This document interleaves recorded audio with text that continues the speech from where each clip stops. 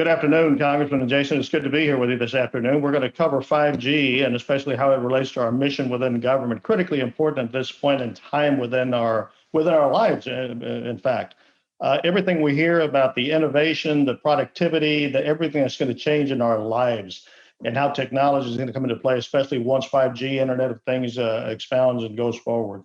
Everything from manufacturing, agriculture, telemedicine, smart cities, the Internet of Things is especially something that is being heard of out there as we speak. One thing that I am critically focused on is on network slicing because of my background, law enforcement, critical responders, first responders, and things of that nature, which is going to be absolutely amazing, I think, once it is going forward. So, and Jason, please correct me if I'm wrong, but I think three things that got us here to where we are today and leaping forward is going to be the handheld computing that we have now got, iPhones, laptops, iPads, and everything else that connects.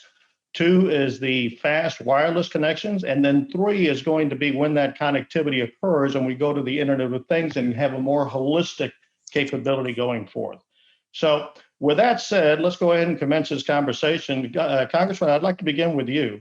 One of the things that are going to be part of our lives going forward as it relates to 5G, of course, is the challenges and the opportunities that lie within 5G and how it expands outward. Hardware is going to be one of the issues that's going to be coming forward. With that come certain vulnerabilities. So the first question I've got to you, sir, is where do you see the greatest vulnerabilities to our growing infrastructure and how it's going to expand in areas that we need to be focusing on now to ensure that these challenges relating to hardware are taken care of, and more importantly, we secure? Well, thanks for the question. And before I start, I would be remiss if I didn't say it was good to see you again. In your previous job, we spoke a lot, and it's good to see you again. And Jason, it's good to meet you and be with you as well. Listen, the sheer amount of new infrastructure is probably our greatest vulnerability right now, right? 5G will use more components than previous generations of wireless networks in the proliferation of 5G technology and infrastructure. And it's going to provide malicious actors a field day of things they can attack if we don't do what we need to do to secure it. It's going to be everywhere in our cities, and it's going to be everywhere in our lives. In Syracuse, New York, for example, they're going to have 5G technology on light poles all over the city of Syracuse. That is great. It also presents a vulnerability, and it's encouraging to see that we're seeing the rollout of 5G nationwide. It's great. It's nothing but a benefit for sure. But as we see that stuff go forward, we need to make sure that it's secure, and we need to make sure that the management of the equipment and those networks are not vulnerable to interception, disruption, or manipulation. In Syracuse, I'm very proud to say that we are going to be opening a 5G manufacturing facility with all American component parts in the not too distant future. So we're going to be there, but think about it. There's going to be 5G technology affixed to buildings, affixed to light poles, everything. And they are going to be targets of attack at times. I worry about what would happen during a Homeland Security type event if the bad guys want to take out our communications, and the vulnerabilities of making sure we protect those communications so we can have that is going to be very important going forward. It's going to be a very, very important topic. So to start out with, the hardware is going to be ubiquitous. We got to make sure that ubiquity is not constantly compromised. Right. And again, as you reiterated, the vulnerability is going to be there. So being as careful as we can. Jason, in the design, the development, the expansion, and the implementation of this hardware and software, of course, what is it that industry needs to be looking at? What can industry do from a public partnership with the U.S. government on where we need to go? My understanding, and again, it's minimal, but my understanding is we go from where we are today, LTE expansion, to 5G capability, then to Internet of Things. So throughout that process, there's going to be more and more of this hardware, therefore more and more interest in how we expand. Thank you. And I also want to say, Congressman, it's nice to see you here as well. And Chief Aguilar, thanks for joining us and leading us in this important discussion. A trusted supply chain is where a lot of this starts. That's critically important to the security of the network because it's the foundation that everything's built on. Now, more and more, the networks that we're building are largely software driven. actually. So when we design networks, we think about a chain of trust. Now, this isn't something that's rooted in paper. It's built on technology, on a chipset that's signed with a root certificate, which instantiates the firmware above that, which attests to the operating system and the software above that. And that verifies containers and applications and functions, the thing that makes network slicing work that you astutely pointed out at the beginning. Network slicing is going to be a big transformative thing for us in the industry. But you have to be sure that that software that's on that piece of equipment hasn't been compromised. So some of the things that we do as best practices, for example, is Ericsson's software is verified, cryptographically signed, and centrally distributed. We have strict software version controls with check-in and check-out security. So both the employee who wrote the code and the person who reviewed and accepted those changes are logged. That's traceability. And then the binaries are provided via secure download from a secure software gateway, which includes a digital signature, providing a trust anchor that ensures that the software originated from Ericsson and hasn't been tampered with in transit. That's part of the transparency process. So if you put these things together, you've got trustworthiness, traceability, and transparency. These are best practices from a supply chain risk management standpoint. And we're working with various working groups and standards bodies to share that experience. But we can't forget about hardware. And I'm so glad that you mentioned the example about 5G radios on light poles, because it's true. We often think about the radio network as the giant tower behind a chain link fence that's frankly quite difficult to physically access. But if what we call a node B or a G node B for 5G is literally on a light pole or on the side of a building or at street level, it's physically accessible. So it's important for that hardware to be built securely so that it's somewhat tamper-proof, tamper-resistant, that it's high integrity and you know where it came from. It's also important that the supply chain that feeds that is secure itself and resilient and diverse. We enacted a regionalization strategy a few years ago that put our supply chain manufacturing as close to the customer as possible. The US is our largest market and most important market. So we want to mitigate potential risks or disruptions and reduce our dependence on one supply site or vendor. Now, last year, we opened the first standalone 5G smart manufacturing facility in the US. That's in Lewisville, Texas. It's a $100 million investment in the US that puts a 300,000 square foot state-of-the-art facility to build 5G and advanced antenna systems right here in the US so that we can meet that large demand that we see for rollout across the US. Putting that supply chain close to the customers, it makes business sense, of course, but it also increases our flexibility and our resiliency and the integrity of that supply chain so we can tap into multiple sources if needed, helping to protect our critical infrastructure. Very good. So, Jason, thank you for that. And Congressman, Jason touched on something that I know is of high interest to you, the security of the information, communication, and technology supply chain. I know that you've introduced some legislation, you've got some bills pending and things of that nature. From a legislative perspective, what is it that industry needs to hear, which, of course, are part of our audience, as are the Homeland Security operators? What is it they need to hear that are top concerns from the ICT supply chain risk mitigation? Well, I mean, we need to highlight it, first of all, highlight the issues. I think about it. I mean, when Jason was talking, I was thinking about, okay, how can I make this so people understand it, the average person? Jason's in a different stratosphere with the knowledge than I am. So my job is to try and understand what he's trying to say, but then decipher for American people. And basically think of it this way.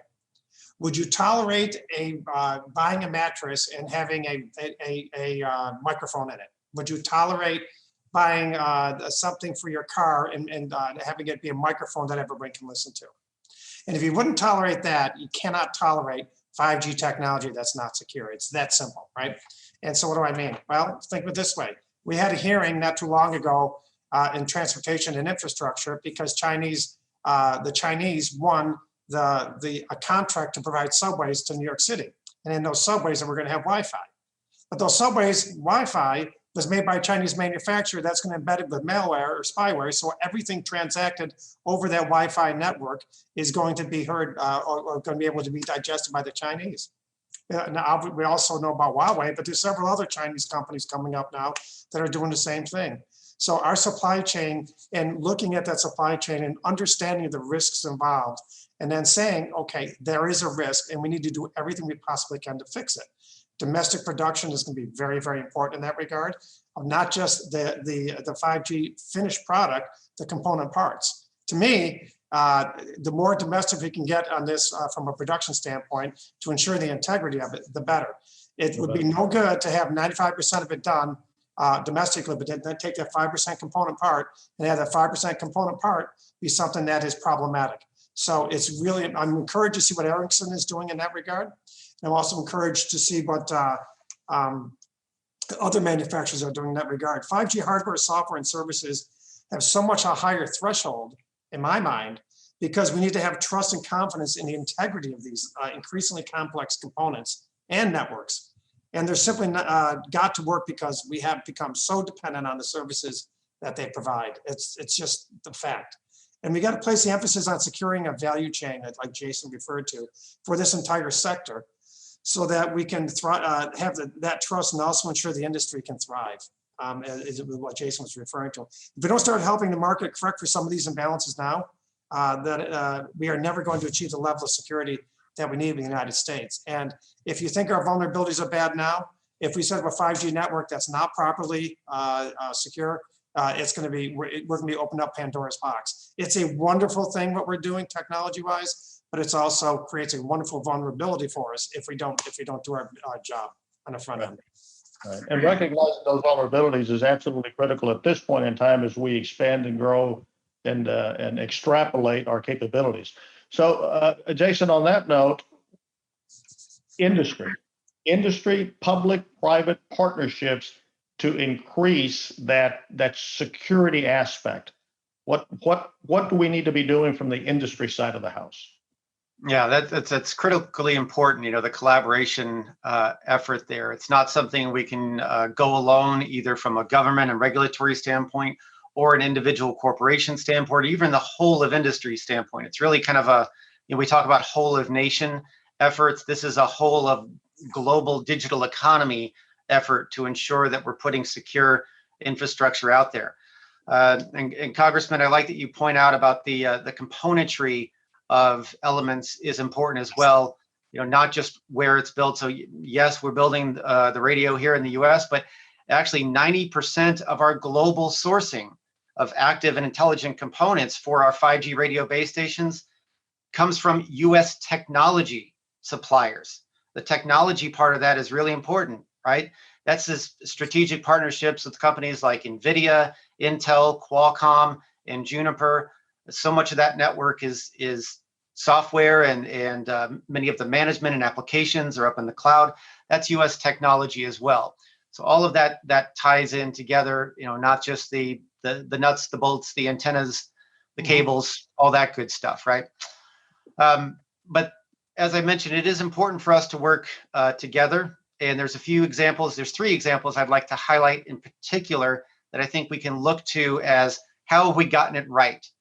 And how can we continue to have involvement and support from the government to move forward on some of these efforts? The first is the FCC CSRIC, the Communications Security, Reliability, and Interoperability Council. So this is more on the technology side of things. We recently completed 2 key studies on 5G security. The first is Working Group 3, which is looking ahead to securing the implementation of 5G standalone. That's when it's pure 5G. There's no LTE involved. And perhaps more important for some of the smaller operators in the near term, Working Group 2 looked at securing the transition from 4G to 5G. I think the transition part of this is really important. And it looks at latent risks that we might carry forward or need to address while we're in that transition. A lot of operators are going to be implementing a virtualized infrastructure or what we call a service-based architecture for the first time.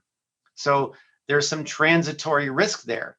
And we especially want to be mindful of those operators that are part of RIP and Replace, that program. That's going to help them move off as quickly as we can off what the US has deemed untrusted equipment into a secure 5G network. Secondly, turning more to the supply chain aspect in the near term, is a joint effort that really evolved from long-standing connections between the communications, IT, and government sector coordinating councils. That's the DHS ICT Supply Chain Risk Management Task Force. I'm sure a lot of the folks watching might be aware of DHS's involvement in this and real leadership in putting this together. It's a formal action-oriented collaboration between industry and government that's made up of 20 companies from comms, 20 from IT, and 20 representatives from government agencies, along with several dozen individual working group members. And we just wrapped up year 2 of this task force effort. And we've published real tangible work products that can help businesses, even small and medium businesses, and government agencies alike. And it's rare that we can produce something that kind of hits both sides of the spectrum there, help them understand how to best mitigate supply chain risks and evaluate vendors in a consistent way. And it's using common language, a common sense approach there, unlike something like, maybe an ISO 27001 document with hundreds of pages long. A small and medium business is going to have a difficult time going from zero to something like that. So this helps them along there. That report just came out earlier this week on evaluating vendors for supply chain risk. It's available on CISA's website. The last item I want to highlight is the NSTAC. This is the President's National Security Telecommunication Advisory Committee. I've had the privilege to co-lead a subcommittee along with Catherine Condello from Lumen. It's also co-chaired by Angel Ruiz and Jeff Story. For the past year, it's been looking ahead to what are the strategic considerations for the US in technology and investments to maintain the security and resilience of our communications infrastructure over the next decade. This is really looking far ahead. Sometime next week, that report's going to get published for public viewing before it gets voted on the first week of May. And then hopefully, if it's approved, it will be sent to President Biden. You can find out more information on that from CISA's website when it's published next week. But these 3 things really highlight examples of, we've got the near-term technology efforts with the FCC, the near-term supply chain efforts that have been led by DHS very well and CISA, and then forward-looking efforts that the NSTAC has been leading. All of these it's all of us together. It's IT sector, it's comm sector, and it's government agencies. And we've got to continue that and continue to kind of double down on that investment in the future. Very good. Thank you, Jason, for that response and lighting out those areas. Which, Congressman, this takes us to something that I think certainly links into what Jason just talked about, that forward-looking, strategic, envisioning the future of the United States. It's kind of concerning to me anyway, personally, that as recently as 2015, Internet of Things connectivity for a family of 4 or 5 was about 10 pieces, 10 parts. As we move forward by 2022, I believe, it's going to be 50 connectivity to Internet of Things. So what we're talking about is critically important. Following on Jason, I know that you have taken a personal interest from your position on what you refer to as a 5-pillar approach. This might be a good time to kind of expand on what Jason said on that strategic approach, forward-looking and envisioning the future on that 5-pillar approach. Sure.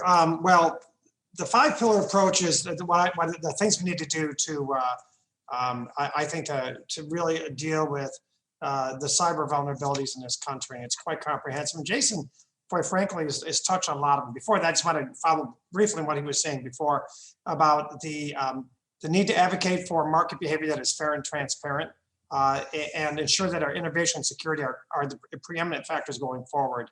And you have to have innovation, and government's role in innovation can be incentivized that innovation and incentivizing that technology to come back home. Look at the chip markets, for example, and what we're trying to do with our chip vulnerabilities. Get it back here. And I think we need to do the same with 5G technology, and the government has a role in that. Now, as far as my pillars, if you will, the forum that I'll talk about 4 or 5 of them right now. First is when you take a hard look at the prevalence of this third-party risk, like SolarWinds, for example, and the Hafnium attack. The implications of that were quite profound, I think. They were very sophisticated, very patient, and selective intrusions that, to me, were a clarion call for us to do a better job. So as I mentioned, that the exponential growth in hardware and software in 5G is only going to make that more important. So we need to bring clarity to how we judge the trustworthiness of IT software and hardware services. And we've got mechanisms to do that now. United States government with the FASC, the ICT supply chain, EO, and CMMC, but we clearly need to put some sense of urgency into these activities and some greater oversight to ensure that we're getting progress in. Third, we need to drive better software assurance practices. And I think Jason touched on that as well. 5G networks, when they reach their full deployment, are going to be almost entirely virtual and flaws, deliberate or not, open the door for catastrophic real world failures. And it doesn't take much imagination to conceptualize the impact that hackers could have on our daily life if they penetrated those systems. And we've got to understand that. And finally, and to put it as bluntly as I can, I'm a hockey player. I'm from New York, and I coach kids in hockey. And I'm very blunt. We need to whack the shit out of the bad guys when they start stuff, right? What has been the consequence to Russia for the SolarWinds hack? What has been the consequence to China for the Hafnium attack? What has been the consequence to any of the times when we've had these attacks? If you don't fight strength with strength, you're never going to have a deterrent effect. I was a federal organized crime prosecutor for 20 years. If I showed any sign of weakness in the courtroom or when I was talking to the bad guys trying to get them to work with me, there's no chance that I would have a favorable outcome.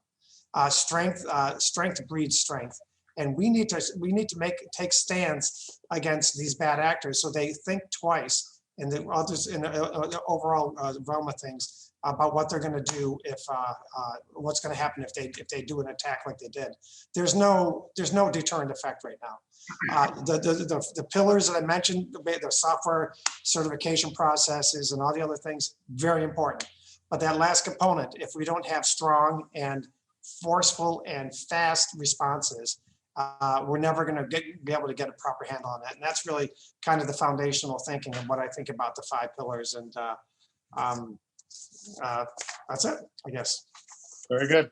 Congressman, I just want to make a point that that position that you took is the old ex-assistant United States attorney that I knew out of El Paso who had great time working with. So that was a lot of fun back then. Yeah, and I'll say one other thing. You used the term consequences. Absolutely. Those are the most important things that we need to undertake, whether it's criminal prosecution or bad actors in an international level. Absolutely important, and I wholeheartedly agree with you on that. So, Jason, in the world I came from, and in fact, the world that the congressman came from when we were both on the border, we had a theme in the Border Patrol that we concentrated on. That was to detect as early as possible. Detect, deter, identify, classify, and respond, and then be prepared again as quickly as possible. In those are my words, the border operator. What does that translate to in our world that we're talking about 5G right now? And first and foremost is that deter mode that is critically important. That's a good, there is a really good kind of direct translation from my standpoint, from my engineering background, is some work that NIST has produced a few years back now. The NIST cybersecurity framework has 5 categories of identify, protect, detect, respond, and recover. So from a security engineering standpoint, we kind of have a similar approach of you have to be able to identify that threat. You know, if you've got a lot of unknowns in your network and you're not even sure what's in your network, then you don't really know where you're exposed to risk. And then, of course, you've got to take steps to protect it. You do have to start to adapt a mentality of some form of breach or incident is likely to happen whether you're a small company, a large company, whether you're the government, better compartmentalization and mitigation techniques there can really help us. That can be a deterrent to enemy combatants and hackers. If it's the keys to the kingdom that they get on an attack, then that's big incentive. If it's one small piece of information that they can't really do anything with, and then they've got to have a successful attack 100 times over to get that same result, that's a big deterrent. But, I will say, I've been in this business for a long time, more than 2 decades, and I'm not sure we've ever faced such a convergence of technology opportunities, the good things we've talked about, combined with potential critical impacts. I was there for the Target breach. I was involved in investigation with that at Symantec. I was involved in investigating the Mirai botnet attack, both of which were damaging in their own right, and there were issues with that. But this was nothing like what we've seen with SolarWinds. In the past, we measured those impacts in terms of lost dollars or lost time or lost information. For a lot of people, they were inconvenient. I couldn't get to a website that day. My credit card was compromised. I've got to get a new one. Now, those things are not great, but it's not the same thing we're talking about when our nation's critical infrastructure is compromised and federal agencies are compromised. So tomorrow's networks have to be fast and flexible, but safe and secure. In the future, that potential compromise is something that can lead to loss of life and limb and vital assets, because 5G and our communications network in general is going to be intertwined with our daily lives more and more. If I can add to that real quick, you're exactly right. It's kind of when you're thinking, I'm like, okay, it's like giving my 16-year-old kid our Ford Escape to use. It's great. Giving my 16-year-old kid a brand new Ferrari to drive would not be so great, right? And that's kind of how you got to think. And far too often, and I have a very rudimentary understanding of things compared to you, Jason, but my feeling is that it always seems like it's like whack-a-mole. We're trying to stop what's already happened. We're trying to fix it. We're trying to get the kill switch. We need to do much more recurrent vetting. We need to do much more proactive stuff. CISA needs to have a budget. We can actually do that with folks and be able to help mine those systems and do the things we need to do to make them safer and to be proactive about it, not just sit there and say, oh gosh, we have an attack over here, let's fix it. No, let's prevent those attacks from happening. Let's be proactive. Let's go after these people, not just sit back. When I was a gang prosecutor, I didn't wait till they committed more crimes. I went after them. And I'm not gonna say, well, I'll wait till they commit a crime. Screw that, I went after them. We have to have that same proactive mentality, right? And it's really gonna take a lot more funding and a lot more advocacy and work with CISA, and we need a cyber director that is going to understand that and able to better mesh the intel you get from the intel community with the offensive and defensive capabilities of the Department of Defense and CISA. And I think we need to work together. And the last component I'll tell you is we got to figure out a way to get better at it. And you can only get better by looking at case studies and information. You can't get that information if a private sector company feels they might be creating liabilities for themselves by sharing the malware information with CISA, for example. So we got to create incentives for them to do that. CISA gets less than 1% of the information on attacks nationwide. We need to figure out a way to make that so if you want to be proactive, you got to know what the game is and what the playing field is. You can't know the playing field, you don't have the information. And we got to work with the private sector to figure out how we can do that and do that in a manner that's effective and that protects the private sector. If I could add on to that, Chief, I'd like to kind of expand on that. Congressman, I fully agree that the whack-a-mole process that just doesn't work in today's age.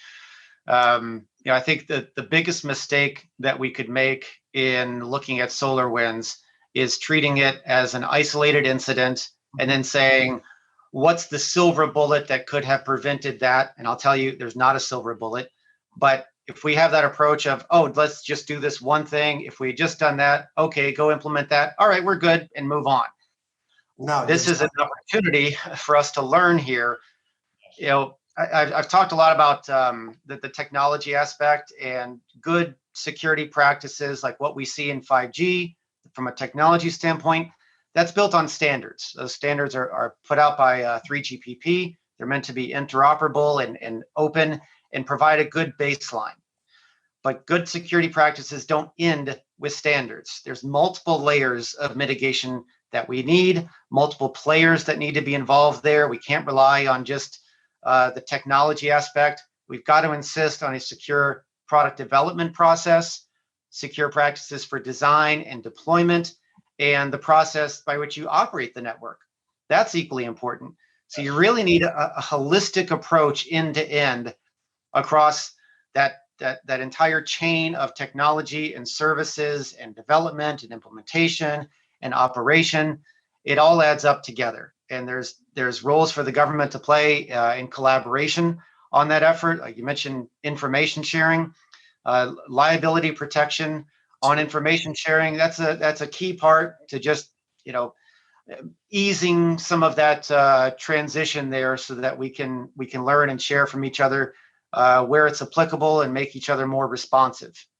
You're absolutely right. And standards are the beginning, not the end. And that, you know, that's the foundation upon which we build this more secure environment. But make no mistake about it, we've got to be proactive. And we need good standards. You know, we need good standards, and the U.S. government can help in that effect as well. It's helping to support industry in some forums, and then engaging directly in other places. You know, bringing some leadership back to certain standards groups, and continuing to fund efforts like through NIST and ADIS and other entities. Absolutely.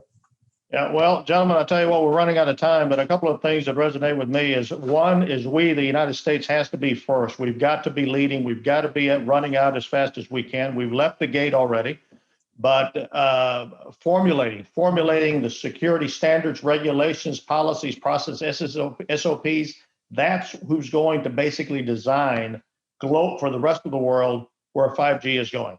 Absolutely no doubt in my mind, and I think you both agree that should be, needs, and will be the United States of America.